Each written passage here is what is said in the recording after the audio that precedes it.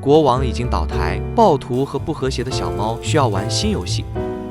好吧，我自己做。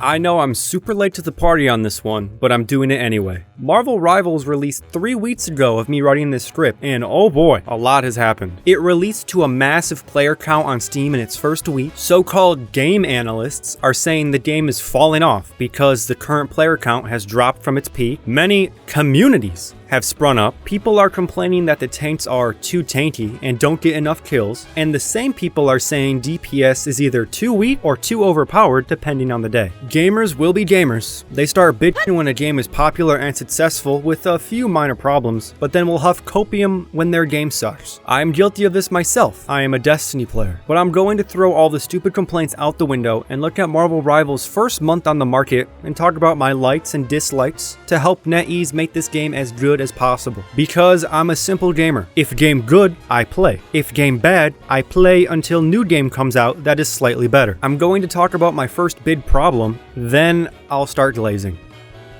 Oh my god, please add placement matches next season. As a hero shooter enjoyer, the one thing your game needs is placement matches and competitive matchmaking. I can already hear the skill issue comments being typed, but Lord forbid I want a solo queue and I get stuck with a Bronze 2 Moon Knight or some other DPS who types watch the kill feed and proceeds to go 8 and 30. Marvel Rivals has a similar ranking system to Apex Legends where you start from the bottom and work your way up each rank, but what sets Marvel Rivals apart from Apex is that you need to rely on 5 other teammates instead of just 2. You need all your teammates working in sync to win, and if you have 1 or 2 bad tanks, bad healers, or DPS, the whole team suffers. The ability to carry a team solely from skill isn't really a thing if you have 0 heals and tanks that don't block damage, unlike in other games that allow for more carrying potential but not in Rivals. You just get hard stuck silver. The effect of no placements is already being felt in competitive because when you rank up, you get to see the percentage of players you're a higher rank than. I finally reached Gold 3 and I'm ahead of 90% of all other players.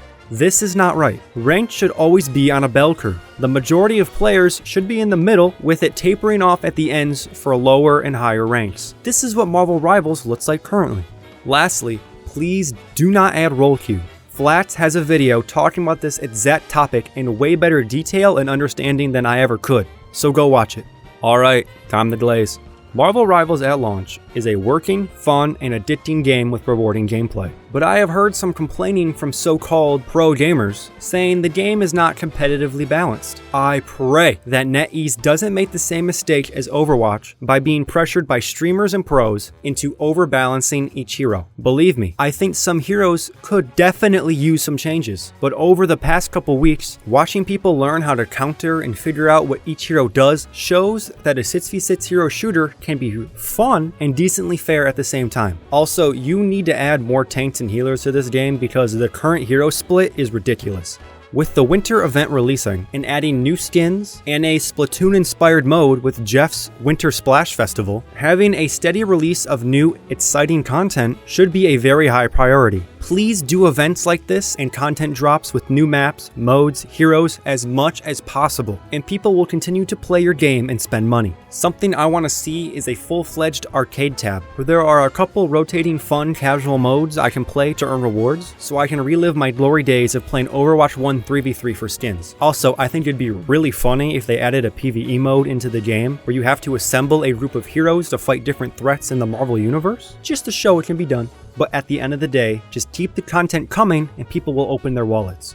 The UI and UX of this game needs to be studied because it's top tier in every way, and coming from games like COD, it's night and day. The way heroes pop out with their currently selected skin in the gallery, and the snappiness the menus have when going between tabs gets me to half-mast faster than anything else.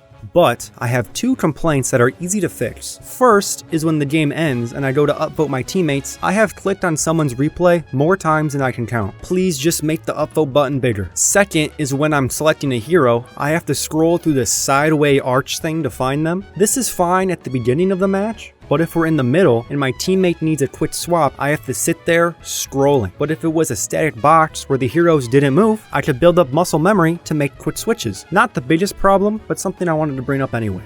At launch, Nexus Mods has an influx of interesting content for the game, and it is fascinating to watch because I have never seen a multiplayer game get modded like this before. I have used a few mods on Star Wars Battlefront 2 because I know I won't get banned, but modding in a brand new AAA game is kind of insane. It started off innocent, with the first mod being a fix to anti-aliasing. Nah, I lied. Second mod, half-naked Swirl Girl, Magic, Hun Venom, Scarlet Witch, everyone gained 200 pounds, CJ, Big Smoke, whatever this is. Thomas is now the payload, changes the music of Luna Snow's alt, Batman, 3 different mods that do the same thing. NetEase has stated that using mods could lead to a ban, but they didn't outright say not to, which is awesome. Now I'm just waiting for more Fuda mods and I'll be a happy man. Is it better than OG Overwatch?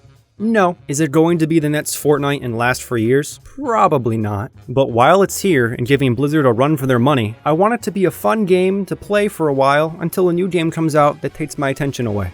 Thank you for watching. Please like and subscribe so I can use the YouTube money to buy the Psylocke skin and so I can feed my cats.